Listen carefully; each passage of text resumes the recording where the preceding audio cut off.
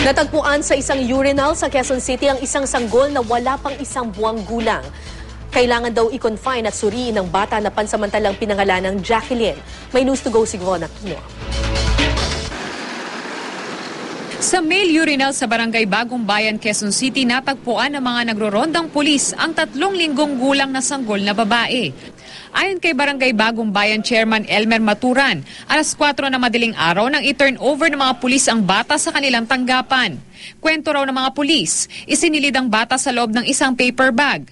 Ipinagbigay alam daw ng isang concerned citizen sa mga pulis ang sanggol na narinig nilang umiiyak sa loob ng urinal. Nakita ko naman yung bata is maayos yung damit at yung body naman wala namang anumang untoward na ginawang maltrato dun sa bata. So, yun lang, nung chinecheck ko, yung ginaganito ko yung bata. So, ibig niyang magsak, gutom yung bata. So, at saka umiiyak. So, pinalitan namin ng diaper. Nagpatawag din daw sila ng pari upang binyagan ng sanggol na pinangalan ng Jacqueline. Katuwang ang barangay health workers. Agad nilang dinala ang bata sa Quirino Memorial Medical Center upang masuri ng mga doktor.